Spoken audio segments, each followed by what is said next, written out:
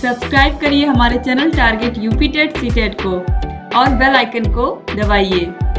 Hello दोस्तों, मैं आनंद स्वागत करता हूं आप सभी का आपके अपने चैनल और app target UP TET CTET में। दोस्तों, मैं आपको डीएलएड सेकेंड सेमेस्टर गणित विषय पढ़ा रहा हूं और इसमें हमने स्टार्ट किया था पिछले क्लास में आपकी पवन सीरीज को। पवन सीरीज के प्रश्न बहुत ही महत्वपूर्ण प्रश्न है, आपको पता है, और यहाँ पे एक एक प्रश्न को मैं पूरा आपको करके बता रहा हूँ। पूरा सटीक एवं सही सॉल्यूशन तुरंत आपको मिल जा रहा है। तो इसमें पहला पार्ट हमने कर लिया था, प्रश्न संख्या 27 नंबर तक हमने कर लिया था, बहुविकल्पी प्रश्न हमने स्टार्ट किए थे। ये आपकी नई पवन सीरीज है 2023-24 संस्करण की, ठीक है। अब इसमें आगे के प्रश्न हम लोग इस क्लास में करने वाले हैं प्रश्न संख्या 28 से। देखिए प्रश्न संख्या 28 से समीकरण 2.8x बराबर 5.4 धन x का हल है। का हल मतलब कि x का मान आपसे पूछा जा रहा है। अब किसी भी समीकरण में x का मान आप कैसे निकालेंगे?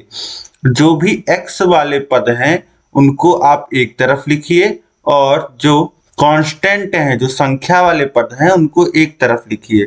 तो 2.8x और इधर बराबर के इधर जो धन x है इधर आएगा तो ऋण x हो जाएगा और बराबर 5.4 के। अब देखिए 2.8x में से x घट जाएगा तो क्या बचेगा 1.8x और ये बराबर हो गया 5.4 के। और यहीं से लिख सकते हैं x बराबर 1.8, इधर गुणे में है x में, उधर जाएगा तो भाग में हो जाएगा। 1.8 का भाग होगा 5.4 में, तो देखिए 18 त्रिक 54 होता है, ठीक है। 3 बार में कट जाएगा, दशमलव हटा सकते हैं हम लोग, 10 का ऊपर नीचे गुणा कर देंगे तो 54/18 हो जाएगा, या फिर 1.8 से ही 5.4 को काटेंगे तो 3 बार में पूरा कट जाएगा और यहाँ से x का जो मान आ जाएगा वह 3 के बराबर आ जाएगा। तो ऑप्शन सा जो हो जाएगा यहाँ पे 3, ये बिल्कुल सही हो जाएगा। इसके बाद देखिए प्रश्न संख्या 29 है, यदि किसी समबाहु त्रिभुज का क्षेत्रफल 400√3 वर्ग सेंटीमीटर हो तो उस त्रिभुज का परिमाप होगा। एक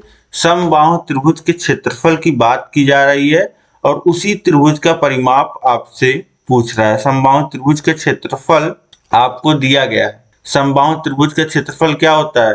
√3/4 भुजा का स्क्वायर, यानी कि a का स्क्वायर लिख दीजिए, जिसका मान आपको दिया गया है 400√3। ये बराबर है किसके? √3/4 a स्क्वायर के। और यहाँ से a का मान निकालना चाहें तो ये हो जाएगा 400 में गुणा होगा 4 का और √3 का भी गुणा है और इधर √3 जो जाएगा वो भाग में हो जाएगा। तो a स्क्वायर बराबर हो जाएगा 400 गुणे 4 गुणे √3, तो √3 से भाग भी होगा, √3 कट जाएगा। a स्क्वायर बराबर आ जाएगा 400 गुणे 4 यानी कि 1600 और a स्क्वायर बराबर लिख सकते हैं 1600 को 40 का स्क्वायर, या फिर a बराबर लिख सकते हैं 40। a का मान आ गया 40 सेंटीमीटर और उस त्रिभुज का परिमाप आपसे पूछ रहा है। समबाहु त्रिभुज है, परिमाप आपको पता होता है कि एक पॉइंट से चलना शुरू करें तो उसी पॉइंट तक आने में जो दूरी तय करनी पड़े वह परिमाप होता है। तो इसका परिमाप होगा 3a और a का मान है 40, तो इसका परिमाप का मान हो जाएगा 120 सेंटीमीटर। ऑप्शन बा जो हो जाएगा 120 सेंटीमीटर, यह बिल्कुल सही हो जाएगा। इसके बाद देखेंगे अगला प्रश्न है प्रश्न संख्या 30, x² - 2xy + 9y² और x² + 2xy - 8y² का योगफल होगा। इन दोनों को जोड़ने पे आपको क्या प्राप्त होगा? तो देखिए जोड़िए, जोड़ने में आपको कुछ सोचना ही नहीं है, बस जो समान पद होंगे वो जुड़ जाएंगे। जैसे x² का पद x² में जुड़ेगा और xy का जो पद है वह xy वाले पद में और y² का पद y² में, और चिन्ह में कहीं कोई परिवर्तन नहीं होगा क्योंकि योगफल कर रहे हैं, जोड़ कर रहे हैं। तो देखिए x² में x² जुड़ेगा तो ये हो जाएगा 2x² और -2xy और +2xy, ये आपस में जुड़ के 0 हो जाएंगे, खत्म हो जाएंगे। और फिर +9y और -8y, ये दोनों जुड़ेंगे तो 9y² में से 8y² घट जाएगा तो बचेगा क्या? y²। तो 2x² + y², यही वैल्यू बच जाएगी। ऑप्शन बा में दिया गया है, ऑप्शन बा जो हो जाएगा ये बिल्कुल सही हो जाएगा। इसके बाद देखेंगे हम लोग अगला प्रश्न है प्रश्न संख्या 31, संख्याओं 10, 65, 91 का लघुत्तम समापवर्त है। तो देखिए लासा निकालना है आपको 10, 65 और 91 का। हम देखिए यहाँ पे 10, 65 और 91 का लासा निकालना है तो हम लोग भाग विधि से निकालते हैं। भाग देना स्टार्ट करते हैं। देखिए 2 से किसी में भाग जा रहा है क्या, तो जा रहा है 10 में, तो ले जाएंगे। अब ये 10 जो हो जाएगा 5 हो जाएगा, और ये 65 भाग नहीं जा रहा है, और ये 91 में नहीं जा रहा है, तो इसी तरह लिख देंगे। इसके बाद देखेंगे क्या 3 से भाग जा रहा है, तो यहाँ 65 में नहीं जा रहा है, 91 में नहीं जा रहा। अब देखिए सीधे 5 से भाग जा रहा है, 5 से भाग कर देंगे तो ये हो जाएगा 1, ये हो जाएगा 1 और 3 13, और 91 में नहीं जाएगा तो ऐसे लिख देंगे। अब इसके बाद देखिए, अब 5 के बाद देखिए 6 से नहीं जाएगा, 7 से जाएगा, 7 से ले जाएंगे 1 13, और ये हो जाएगा 13 7 91 होता है, तो 7 बार जाएगा 13 बच जाएगा। ठीक है, अब देखिए फिर 13 से जाएगा, तो ये एक, ये भी एक और ये भी एक। अब लासा लिखना होगा, सभी का गुणनफल कर लीजिए। तो 2 गुणे 5 गुणे 7 गुणे 13। देखिए 2 25 10 और 70 गुणे 13, और 7 का गुणा होगा 13, 13 7 91 और 0 910। वैल्यू कितनी आ गई, 910 आ जाएगा लघुत्तम समापवर्त लासा। ठीक है, तो इस तरीके से आप आसानी से कर लोगे, या फिर आप अभाज्य गुणनखंड लिख करके भी कर सकते हो। 10 का लिखोगे तो 2 गुणे 5 आ जाएगा, 65 का लिखोगे तो 5 गुणे 13, 13 25 65, और इसके बाद 91 का लिखोगे आप तो ये हो जाएगा 7 गुणे 13। ठीक है, अब यहाँ पे लासा लिखोगे तो 2 की अधिकतम घात 1, 5 की अधिकतम घात 1, 7 की अधिकतम घात 1, 13 1। तो इस तरीके से यही आपका लासा हो जाएगा। इसके बाद देखिए अगला प्रश्न है, प्रश्न संख्या 32। 2 असमान परिमेय संख्याओं के बीच परिमेय संख्या होती है। तो कोई भी 2 असमान परिमेय संख्या आप ले लीजिए, उनके बीच में आप चाहे तो कितनी भी परिमेय संख्याएं लिख सकते हैं। जैसे एक परिमेय संख्या है 1/250 और दूसरी परिमेय संख्या है 7/2। अब इनके बीच आप चाहें तो कितनी भी परिमेय संख्याएं लिख सकते हैं। जैसे 401/200, फिर 402/200, 405/200, ये सब क्या है, परिमेय संख्याएं। और आप चाहें तो कितनी भी परिमेय संख्याएं इस तरीके से लिख सकते हैं, 1/250 और 7/2 परिमेय संख्या के बीच में। और इसी तरीके से कोई भी 2 परिमेय संख्या लिख लीजिए आप, उनके बीच में भी आप परिमेय संख्याएं निकाल लेंगे, और उनके मान में भले ही थोड़ा ही अंतर हो, लेकिन आप चाहोगे तो उनके बीच बहुत सारी परिमेय संख्याएं लिख लोगे, और इतनी सारी लिख डालोगे कि उसकी कोई गिनती नहीं है। तो अनंत संख्याएं होती हैं, किन्हीं 2 असमान परिमेय संख्याओं के बीच अनंत परिमेय संख्याएं होती हैं। इसके बाद देखिए अगला प्रश्न है, प्रश्न संख्या 33। ब्रैकेट में है 3 धन 2, फिर गुणे का चिन्ह है, फिर गुणे 7 है, का मान होगा। अब देखिए जो भी ब्रैकेट के बाहर पद लिखा होता है, जब ब्रैकेट खुलता है तो उस पद का गुणा अंदर जितने भी पद होते हैं उनमें होता है। अब देखिए 7 का गुणा 2 में होगा और 7 का गुणा 3 में भी होगा। तो इसको लिख सकते हैं, जब ब्रैकेट खुलेगा तो इसको लिख सकते हैं 3 गुणे 7 और फिर धन का चिन्ह 2 गुणे 7। अब ये देखिए किस में आपको दिया है, तो ऑप्शन बा में दिया गया है। ऑप्शन बा जो हो जाएगा ये बिल्कुल सही हो जाएगा। इसके बाद देखिए अगला प्रश्न है, संख्या 34। x-7 और x धन 9 का गुणनफल है। x-7 और x धन 9 का गुणनफल आपको निकालना है। तो कैसे होगा, देखिए अब ब्रैकेट खोलेंगे तो x का गुणा होगा x धन 9 में, फिर ऋण 7 का गुणा होगा x धन 9 में। ठीक, इस तरीके से आप समझ पा रहे हैं। ब्रैकेट जब खुलेगा तो x का गुणा इसमें होगा पूरा, फिर -7 का गुणा पूरे x धन 9 में होगा। अब इसके बाद देखिए ब्रैकेट खोलते हैं, x का गुणा होगा x में तो x² और 9 में होगा तो 9x। अब देखिए -7 का गुणा होगा x में तो -7x, और 7 का गुणा होगा 9 में तो 63, -63 आ जाएगा। अब इसके बाद सॉल्व कर लीजिए x²। देखिए x के 2 पद हैं, एक है धन 9, एक है ऋण 7x, तो दोनों आपस में 9x में से 7x चला जाएगा, बचेगा 2x और ऋण 63। तो गुणनफल यही आ जाएगा कितना, x square plus 2x minus 63। अब इसमें देखिए कहाँ दिया गया है, तो ऑप्शन सा में दिया गया है। ऑप्शन सा जो हो जाएगा ये बिल्कुल सही हो जाएगा। इसके बाद देखेंगे अगला प्रश्न है, प्रश्न संख्या 35। एक त्रिभुज का क्षेत्रफल 48 वर्ग सेमी, यदि उसकी ऊंचाई 8 सेमी हो तो त्रिभुज का आधार होगा। तो यहाँ पे देखिए त्रिभुज का क्षेत्रफल दिया है, ऊंचाई दिया है, उसका आधार पूछ रहा है। त्रिभुज के क्षेत्रफल का फॉर्मूला हमको पता होता है। त्रिभुज का जो एरिया क्षेत्रफल होता है वह होता है 1/2 आधार गुणे ऊंचाई, आधार गुणे ऊंचाई। अब देखिए एरिया हमको दिया गया है, एरिया है 48 वर्ग सेंटीमीटर बराबर 1/2 आधार हमको निकालना है, आधार हमको निकालना है, ऊंचाई हमको दिया गया है 8 सेंटीमीटर। तो अब यहाँ से देखिए 2 से काट दीजिए 8 को, 4 बार में कट जाएगा। और अगर आधार बराबर हम लोग लिखना चाहें तो 4 गुणे आधार था, 48 के उधर भेज देंगे, बराबर के उधर भेजेंगे तो 48 में भाग हो जाएगा 4 से, और 4 से 48 को काटेंगे तो 12 बार में कट जाएगा, यानी कि आधार का जो मान आ जाएगा यहाँ पे 12 सेंटीमीटर आ जाएगा। ठीक है, तो इस तरीके से फॉर्मूला बेस्ड है, बिल्कुल 12 सेंटीमीटर आप निकाल लोगे। इसके बाद देखिए अगला प्रश्न है, प्रश्न संख्या 36। परमेय संख्या ऋण 4/9 से छोटी परमेय संख्या है। ऋण 4/9 से छोटी परमेय संख्या हमको निकालना है।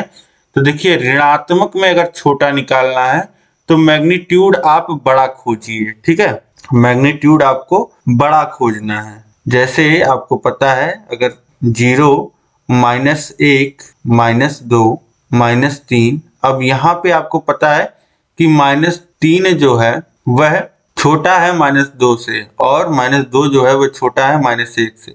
इसी तरीके से ऋण 4/9 से अगर आपको छोटा चाहिए तो मैग्नीट्यूड में बड़ी संख्या खोजनी पड़ेगी आपको।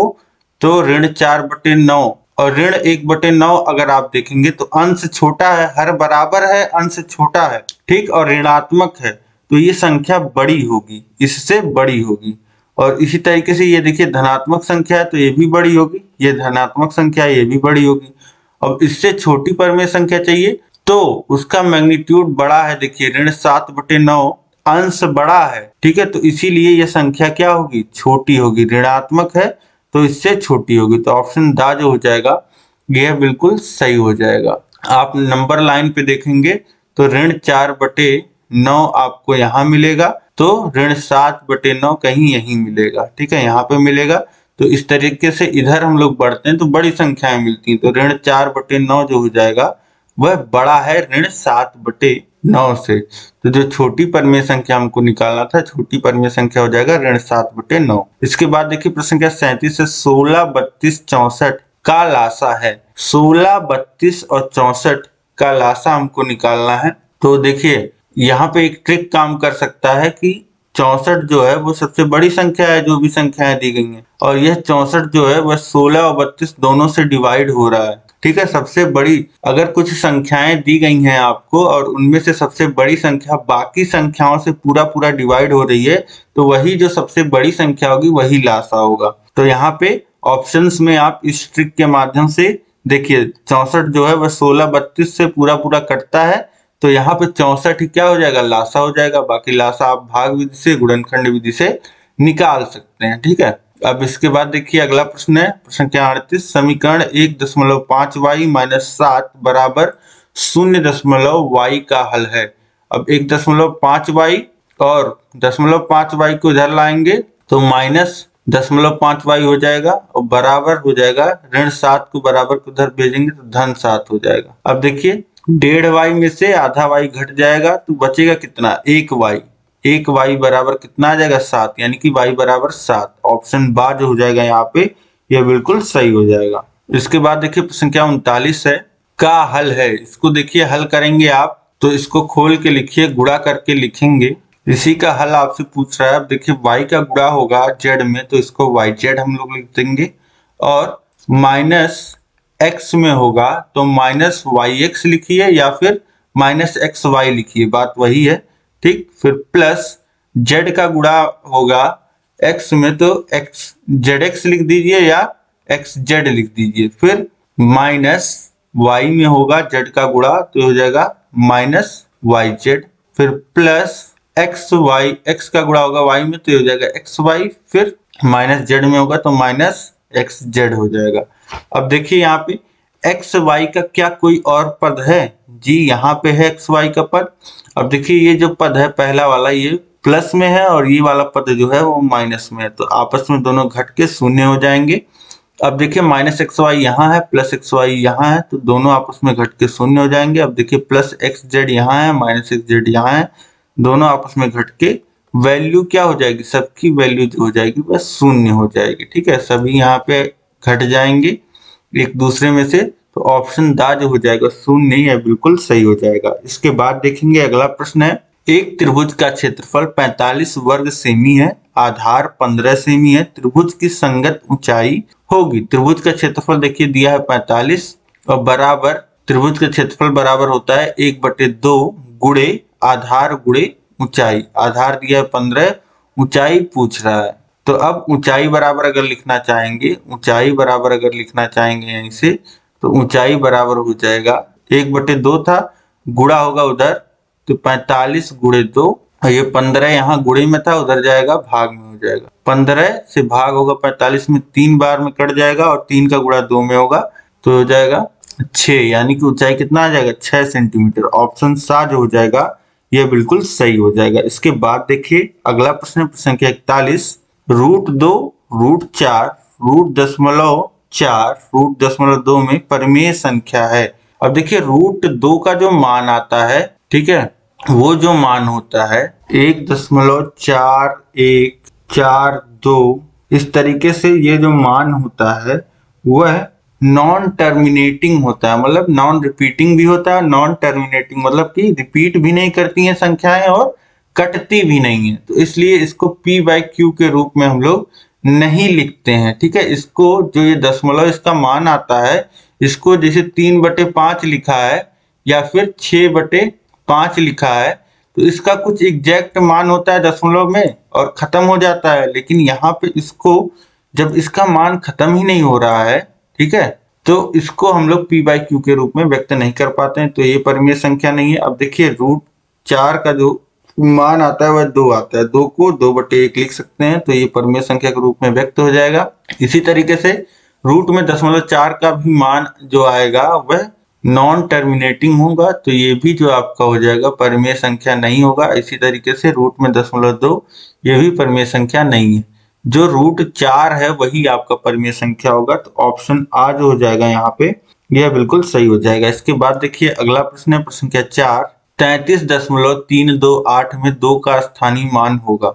अब देखिए 2 कहाँ पे है? 33.328 में 2 जो है वह दशमलव के बाद दूसरे स्थान पे है, तो इसका स्थानीय मान निकालने के लिए 2 का स्थानीय मान निकालना है, तो 2 में गुणा होगा, वो जहां पे है उसके स्थान के मान पे, दशमलव के बाद दूसरे स्थान पे है, तो 1/1 के आगे 2 शून्य। ठीक है, तो अब ये हो जाएगा 2/100, तो इसे लिख सकते हैं 2 में 100 से भाग होगा तो 0.02, तो ऑप्शन सा जो हो जाएगा यही इसका स्थानीय मान हो जाएगा 2 का।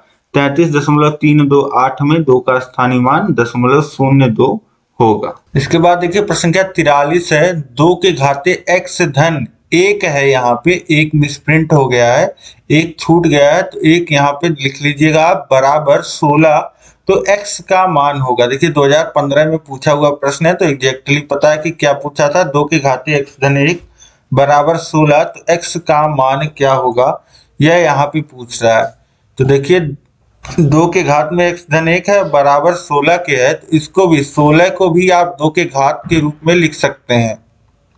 कितना लिख सकते हैं? 2 दूनी 4 दूनी 8 दूनी 16, यानी कि 4 बार गुणा करने पे आपको 16 मिलता है, तो 2 के घाते 4 लिख देंगे।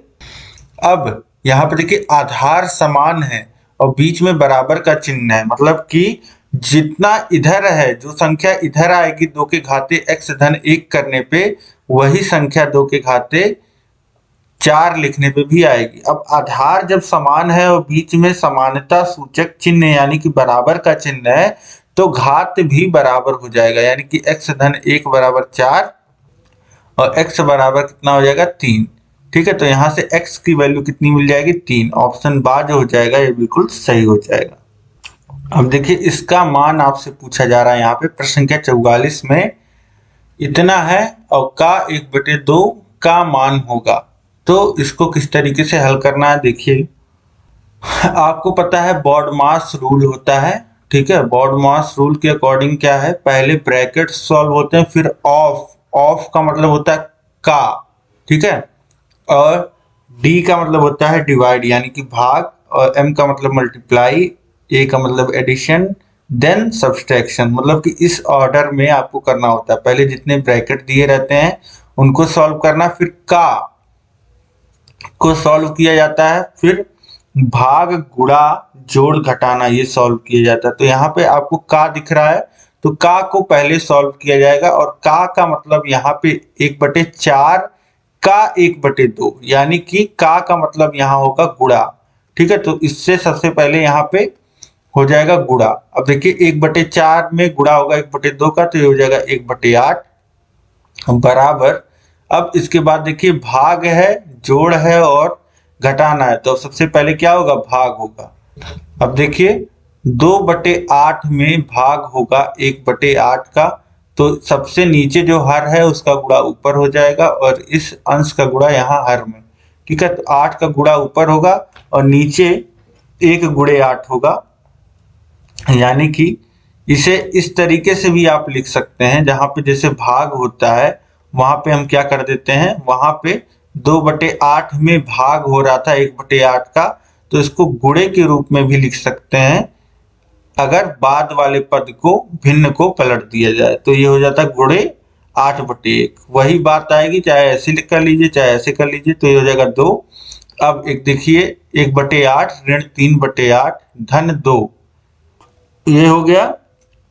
अब यहाँ पे हर समान ही आपको करना पड़ेगा, तो इससे अच्छा आप क्या कर लीजिए, सबसे पहले देखिए सीधे सीधे गुणा करा लीजिए, तो 16/8 हो जाएगा ये। अब देखिए सबका हर जो है वह 8 है, सबका हर 8 है, तो 16 में 1 जुड़ेगा 17 और -3, ये कितना हो जाएगा 14/8, ऊपर नीचे 2 से काट दीजिए तो हो जाएगा 7/4। वैल्यू कितनी आ जाएगी, धन में 7/4, जो कि ऑप्शन सा में दिया गया है। ऑप्शन सा जो हो जाएगा ये बिल्कुल सही हो जाएगा। इसके बाद देखिए प्रश्न संख्या 45 है, एक त्रिभुज की भुजाएं 2 सेंटीमीटर 3 सेंटीमीटर और 5 सेंटीमीटर है तो त्रिभुज होगा। देखिए इस तरीके का प्रश्न मैंने आपको कराया है। इसमें क्या होता है, सबसे बड़ी जो भुजा होती है वह उसका जो मान है वह छोटा होना चाहिए बाकी दोनों भुजाओं के योग से। तो यहाँ पे देखिए बाकी दोनों भुजाओं का योग कितना है, 5 है, और ये 5 छोटा होना चाहिए, जो बड़ी भुजा होनी चाहिए वह छोटी होनी चाहिए, जबकि बराबर है।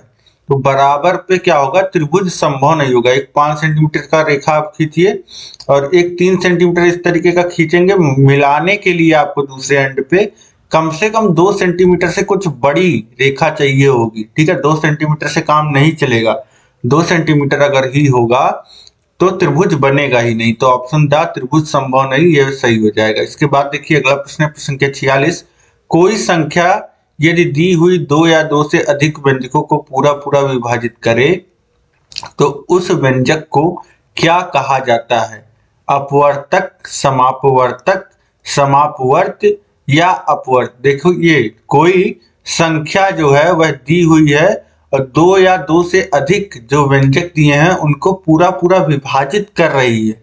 तो विभाजित किस केस में, जैसे संख्याएं दी हुई हैं 8 और 16, इन दोनों को जैसे 4 विभाजित करता है तो 4 इनका क्या कहलाएगा, 4 इनका अपवर्तक कहलाएगा, और अपवर्तक के साथ अलग अलग अपवर्तक कहलाएगा, लेकिन दोनों को साथ में कहेंगे तो समापवर्तक कहलाएगा, जो कि ऑप्शन बा सही हो जाएगा, ठीक है, समापवर्तक।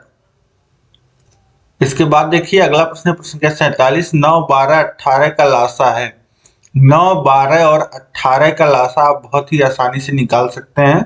देखिए 9 को लिख सकते हैं 3 × 3, 12 को लिख सकते हैं 2 × 2 × 3, 18 को लिख सकते हैं 2 × 3 × 3, और लासा लिखने जाएंगे तो 2 की अधिकतम घात 2, यानी कि 2 का अधिकतम बार 2 आ रहा है और 3 अधिकतम बार 2 बार आ रहा है। तो गुणा कर लीजिए, 2 दूनी 4, 4 त्रिक 12 और 12 त्रिक 36, यानी कि लासा कितना आ जाएगा 36। ऑप्शन बा जो हो जाएगा वह सही हो जाएगा। इसके बाद देखिए प्रश्न संख्या 48 है, 9 के अपवर्त्य हैं।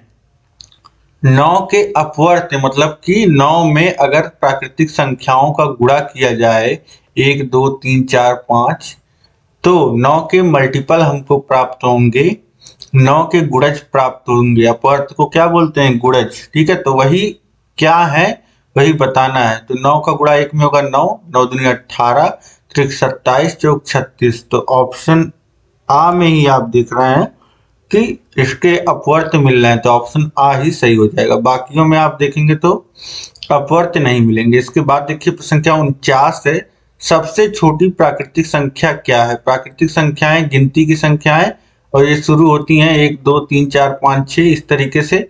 सबसे छोटी जो होती है 1 होती है। ऑप्शन बा जो हो जाएगा 1, यह बिल्कुल सही हो जाएगा। इसके बाद देखिए प्रश्न संख्या 50 है, सबसे छोटी पूर्ण संख्या होल नंबर। तो होल नंबर में 0 भी आ जाता है आपका, 0 1 2 3 4 5 6 इस तरीके से चलता जाता है।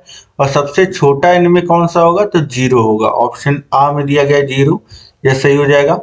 इसके बाद देखिए प्रश्न संख्या 51 है, एक है भाज्य संख्या, अभाज्य संख्या, ना तो भाज्य ना अभाज्य संख्या, या द इनमें से कोई नहीं। तो देखिए भाज्य अभाज्य की परिभाषा में आप देखेंगे तो एक का रोल बहुत आता है, और एक को इसीलिए ना तो भाज्य में रखा जाता है ना अभाज्य में। ये ना तो भाज्य है ना ही अभाज्य है। तो ऑप्शन सा जो हो जाएगा यह बिल्कुल सही होगा। अभाज्य संख्याओं का परिभाषा आपने पढ़ा होगा, जो संख्या एक से या खुद से केवल कटती हो और किसी संख्या से ना कटती हो, वह क्या कहलाता है? अभाज्य कहलाता है। और भाज्य जो एक और खुद के अलावा किसी संख्या से पूरा पूरा विभाजित हो, भाज्य कहलाता है। अब एक का रोल आप देख रहे हैं कि दोनों परिभाषाओं में आ रहा है, तो एक को कहीं एक जगह हम लोग रख नहीं सकते हैं, इसीलिए ना तो भाज्य है ना अभाज्य। इसके बाद देखिए अगला प्रश्न है प्रश्न संख्या 52, क्रमागत दो पूर्णांकों का अंतर होता है। अब क्रमागत दो संख्याएं, दो पूर्णांक 5 और 6, इनका अंतर कितना होगा? 6 में से 5 घटा दीजिए, अंतर आएगा 1। तो हमेशा क्रमागत संख्याओं का अंतर 1 होता है। ऑप्शन बा जो हो जाएगा यह बिल्कुल सही हो जाएगा। इसके बाद देखिए प्रश्न संख्या 53 है, किसी पूर्ण संख्या में से शून्य घटाने पे प्राप्त होती है। किसी भी संख्या से 5 में से शून्य घटा देंगे तो क्या मिलेगा? 5, यानी कि वही संख्या। ऑप्शन सा सही हो जाएगा। इसके बाद देखिए अगला प्रश्न है प्रश्न संख्या 54, प्राकृतिक संख्या है कौन सा? 5 2/3 ऋण 5/6 ऋण रूट में 3। तो प्राकृतिक संख्या है 5। आपको पता है नेचुरल नंबर्स 1 2 3 4 5 6 इस तरीके से ये नेचुरल नंबर्स हैं और 5 इनका पार्ट है। तो प्राकृतिक संख्या ऑप्शन आ जो हो जाएगा यह सही हो जाएगा। इसके बाद देखिए प्रश्न संख्या 55 है, ऋण पूर्णांक संख्या है। पूर्णांक होना चाहिए और ऋण, दशमलव पार्ट जो होना चाहिए वह 0 होना चाहिए। अब पूर्णांक क्या होता है? 0 1 2 3 4 5, और इधर नेगेटिव में ऋण 1 ऋण 2 ऋण 3 ऋण 4 ऋण 5। तो यहाँ पे ऑप्शंस में आपको ऋण 5 दिख रहा है, तो ऑप्शन बा जो हो जाएगा ऋण पूर्णांक ऋण 5 है।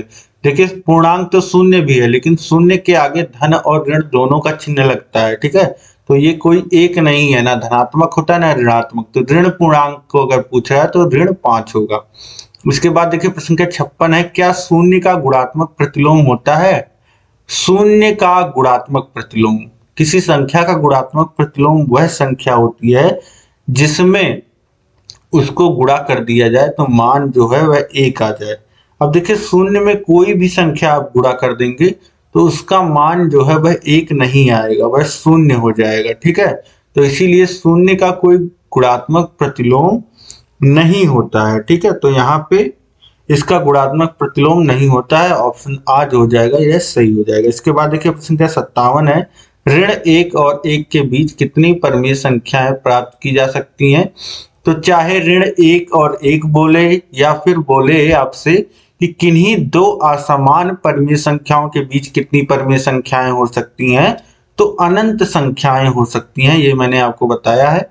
इसके बाद देखिए ऋण 8 का योगात्मक प्रतिलोम होगा। ऋण 8 का योगात्मक प्रतिलोम मतलब ऋण 8 में अगर हम इसका योगात्मक प्रतिलोम जोड़ दें तो इसका मान क्या हो जाना चाहिए, इसका मान जो हो जाना चाहिए 0 हो जाना चाहिए। यानी कि अगर x इसका योगात्मक प्रतिलोम है तो x का मान हम लोग निकालेंगे तो कितना आएगा 8, जो कि नहीं दिया गया है इनमें से, तो ऑप्शन दाज हो जाएगा, इनमें से कोई नहीं। इसके बाद देखिए अगला प्रश्न है प्रश्न संख्या 59, ऋण 16 का योगात्मक प्रतिलोम, तो वो भी निकालेंगे। ऋण 16 में अगर उसका योगात्मक प्रतिलोम x है तो जोड़ने पे इसका मान 0 हो जाना चाहिए, तो यानी कि x का मान योगात्मक प्रतिलोम जो होगा ऋण 16 का वह 16 होगा, जो कि ऑप्शंस में नहीं दिया गया है, तो ऑप्शन दा इनमें से कोई नहीं, यह सही हो जाएगा। अब यहाँ पे आपके 59 क्वेश्चन तक हमने कर लिया। अब आगे के जो प्रश्न है वह हम अगले क्लास में करेंगे और पूरा बहुविकल्पी आपका समाप्त करेंगे, ठीक है। अब यहाँ तक कोई भी दिक्कत हो तो आप मुझे कमेंट करके जरूर बताइए और इस क्लास को अधिक से अधिक शेयर करिए ताकि सभी लोग कम समय में बहुत अच्छे ढंग से पढ़ाई कर पाए। और चैनल को सब्सक्राइब नहीं किया है तो चैनल को सब्सक्राइब कर लीजिए, उसके बगल है बेल आइकन, उस पर ऑल सेलेक्ट कर लीजिए। और सभी विषयों को पढ़ाया गया है, सभी विषयों का लिंक नीचे डिस्क्रिप्शन में दिया है, सभी वीडियोस को देखिए सभी विषयों के और अपने तैयारी को आप बेहतर बनाइए। कभी भी कहीं भी सभी क्लासेस को आप देख सकते हैं। और अगर आप चाहें और बेहतरीन ढंग से तैयारी करना चाहें और सभी जो आपको पीडीएफ हम लोग हैंड रिटन नोट्स बनाते हैं उसका पीडीएफ आपको चाहिए, टेस्ट सीरीज चाहिए आपको, और साथ ही साथ ये सारी चीजें पूरे एक कोर्स में आपको मिलेंगी सेकंड सेमेस्टर के हमारे ऐप पे। ऐप का लिंक नीचे डिस्क्रिप्शन में दिया गया है, वहां से डाउनलोड कर लीजिए। कहीं कोई दिक्कत आती है तो इस नंबर पे कांटेक्ट कर लीजिए, आपको पूरी सहायता तुरंत की जाएगी, ठीक है। तो इस तरीके से आप पढ़ते रहिए, कहीं भी कोई भी डाउट हो पूछते रहिए। हम लोग मिलेंगे नेक्स्ट क्लास में। जय हिंद, जय भारत।